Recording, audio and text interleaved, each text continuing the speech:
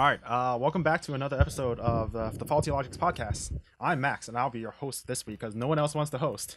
Anyways, joining me. Sorry, I can't English. Joining me is Andrea and May, and today we're talking about cupping.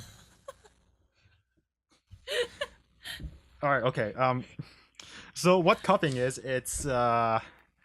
There's like another Daily Mail article, and like Dan knows I hate Daily Mail, so he's making me host all these Daily Mail podcasts. But basically, cupping is that Chinese medicine thing where you light a fire into like the cup, and then you like shove it into the skin, and then when the fire goes off, it creates a vacuum, and it like sucks in your skin, and then it creates like these giant hickeys on your back.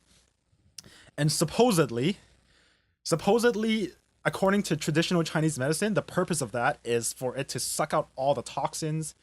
And unfortunately, it's getting better now, but traditional Chinese medicine is still has that title of being a pseudoscience, and it's really sketchy, and a lot of Western medicine does not acknowledge it. So do you guys have any experience with cupping or traditional Chinese medicine or anything along those lines? I mean, we're all Asian here, so I guess we kind of know what this is, but have you tried? I've never had the cupping. I've seen people's pictures of it. It looks really creepy, but I've had acupuncture before, but you have to. It's one of those things where you have to be really careful who you go to. It has to be somebody who's really trained, really certified. So the good thing with Ontario, at least that I know of, is they have really strict guidelines, and you have to be licensed, and you have to meet certain requirements to practice as an acupuncturist. You can't just like have someone just work on their own without being registered, I believe. Okay. Yeah, so I've had acupuncture before. I mean, it's kind of like a last resort thing for me because I don't put it as like my parents would be like, oh, you should do it first, and I always be like, nah, I'll go to the doctor. Nah, I'll try this medication. If nothing works, then I'll be like, okay, I'll try it. Did it work? It actually, well, it helped with my asthma because I have really bad asthma. And the air gets really bad in Toronto. Like in the summer, it gets really smoggy, and it's impossible to breathe. And once I start having trouble breathing, I'll have trouble breathing for a whole month. So I'll have the most potent inhalers with steroids in it. Nothing will help me breathe, and I can't sleep. I can't do anything. I can't even talk, right? So that's when I went to get acupuncture, and it opened up my lungs a lot after that. So, but because, well, for me, the acupuncture wasn't like targeting my lungs. What I was targeting is I have a mild scoliosis. So that's when your spine's a little, like curved. And what it's doing is it's also like pinching on things, and it's also collapsing a part of like my rib cage, and so it worsens my asthma when the air is bad and when I have a cold and everything's like heightened. So the acupuncture targets my back problem to help me open up my chest so that I can breathe. That's what helped. And an inhaler can't do that. Yeah, but I don't know about the cupping thing. The cupping thing. I don't know the science behind that. My dad actually uses it. Like you can do like on your own because you can buy your own set. So, I have one of those at home. Yeah, one it doesn't work. Maybe you need someone to do it for you. But I guess my brother, my younger brother, he has very, very bad migraines. And so my dad, he decided to like, hey, give this a try. So he ends up putting the suction cup on my brother's forehead. And so like, my brother doesn't know the effects of it. So like, he's just sucking, like the suction cup is on his forehead, and then did it leave a giant hickey? I don't think my brother knew that. So, wait, how old was your brother? At the time, I think it was like in 19 or 18. Okay, so he literally went to university with a giant round hickey on his forehead. Yeah, so thankfully it was during winter time. So he took a hat and just covered his forehead because it was really random. It's like one day I got home, like, what the hell is on your head? And he's like, my daddy did dissection. I'm like, oh, poor you. And so like he had a huge mark on his forehead. So I won't embarrass him anymore. Okay. Okay. I'm just trying to wrap my head around. Okay, obviously I'm a graphic designer. I'm not a science person, but how does creating a vacuum on, like, say your forehead will do anything? Because literally this is like skin, some blood vessels, and then it's your bone. It's like it's your skull. It's like you're not sucking anything beyond the skull. So all I can think of is magic carpet. Yeah, I don't know. Yeah. I think, okay, so personally I've done kind of like Wikipedia research, like armchair research into this, because like I've always been curious about this. I got acupuncture once, was when I forgot what happened. It's like some physical injury where they're like, oh yeah, this is gonna be placebo. The guy who did it specifically said this is placebo. It's gonna dull the pain for a little bit, but it's not. It doesn't fix it. So he went to like McMaster for physio, and he's like, okay, look, this is evidence-based research. This isn't some magical cure, but this is strictly placebo, and it will help dull the pain for like maybe like a week or so, and hopefully it'll get better during that time, and therefore it will feel like it's magical. But that part was really sketchy because he took out a needle from a box, which means it's a reused needle. So that's like super sketchy. I was like, oh man, I hope you disinfected this and like burnt it in fire and like made sure I'm not gonna get like Hep C from someone else. So that was like interesting. I couldn't really feel the difference after the acupuncture, but yeah, I'm always kind of like, being Chinese myself, I'm supposed to like use these kind of things, and like I've talked to my dad about this, who he's more in the medical field than I am, and he's like, look, I know this isn't the scientific research, or it's not the scientific answer you're looking for, but look, the Chinese civilization has been around for like X amount of years, and like people are still kind of alive, and like people still use that. So something must be working, and but what's exactly what's working, he doesn't know, and he admits to that. So it is what it is. But a lot of the Chinese medicine is like sketchy as heck. Have you seen like those like soup that they make? Yes, yeah. Have you tried those? No, like my grandmother used it. She would drink it. I don't know what was in it, but it's just like kind of Chinese ingredients there. But she would have this like kind of pot. I don't know how to describe it.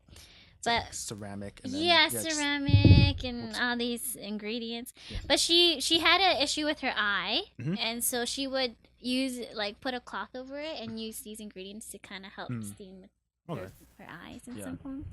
But another thing is, I'm not sure if it's related, but whenever we were young, my parents would, I don't know if you guys have heard of it, but they would boil an egg. Oh, with like bruises and you just.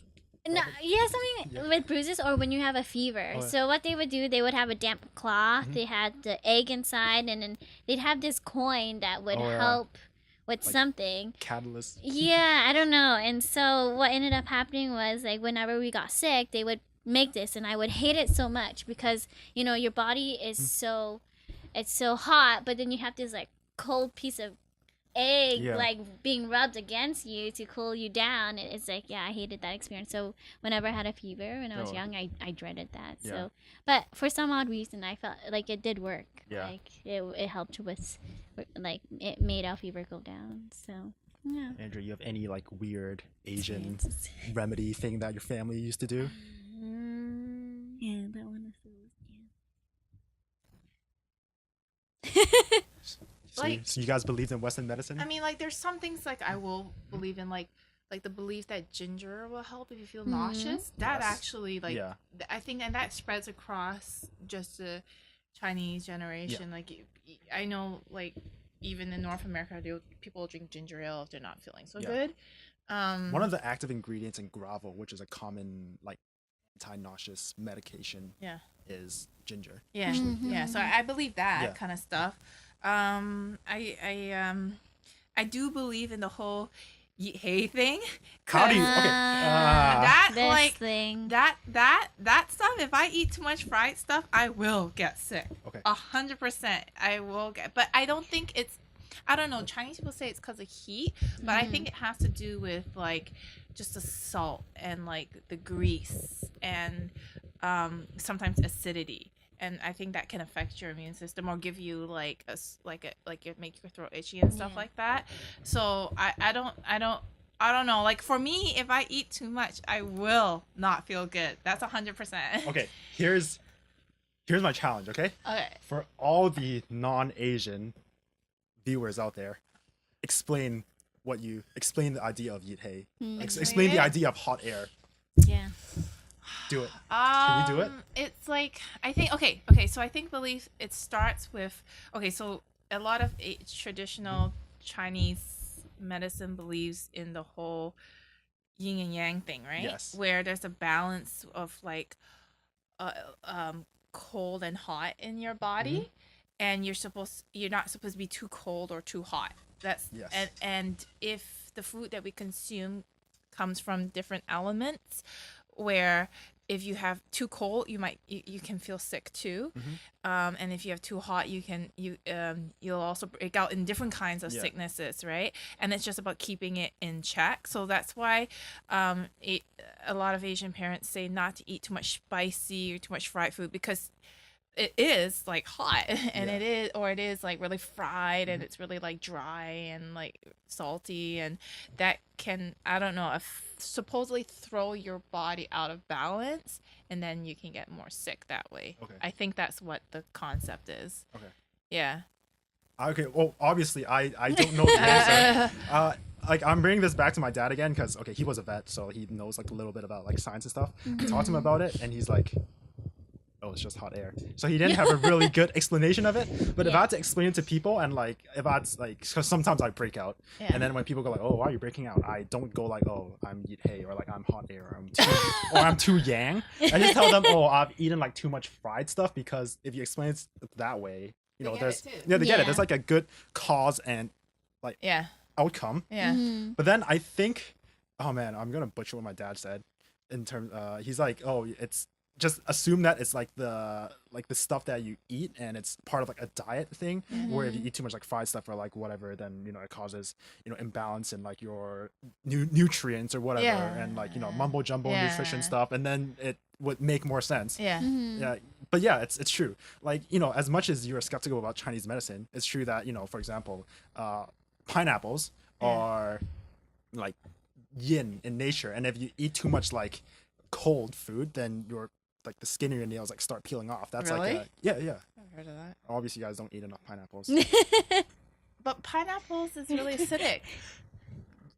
Yeah. Okay.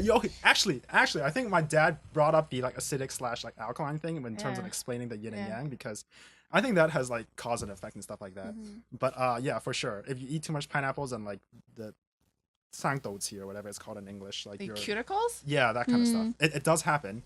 Because I remember I ate like pineapples for like 2 weeks straight when I was in New York, because all the other fruits were like bloody expensive, and like literally the skin of my nails were just like peeling off, and I didn't figure out why until I asked my mother. It's like, oh, you must be well, I know it means you're dehydrated. That could be the reason too. You were traveling, or also because you were in New York, and then maybe the water's different. Oh yeah, and stupid Americans.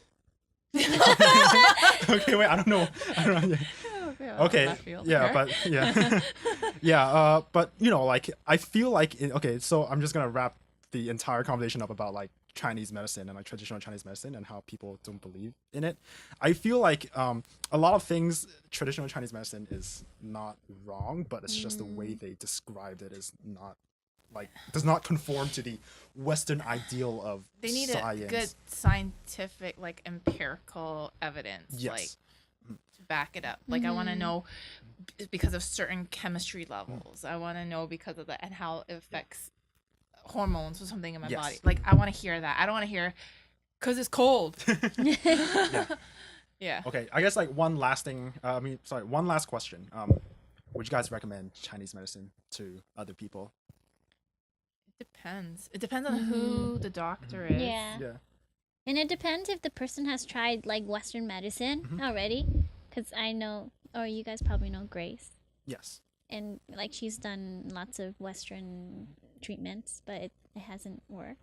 Okay. And so it depends on the person's situation. So. Thanks for watching this week's episode. If you like this video, hit the thumbs up, and here are a few more videos for you to watch. If you have any burning questions you'd like us to answer or different issues you want us to talk about, leave a comment below. Also, don't forget to hit the circular icon in the middle to subscribe to our channel, and make sure to head over to our website and follow all of our social media accounts.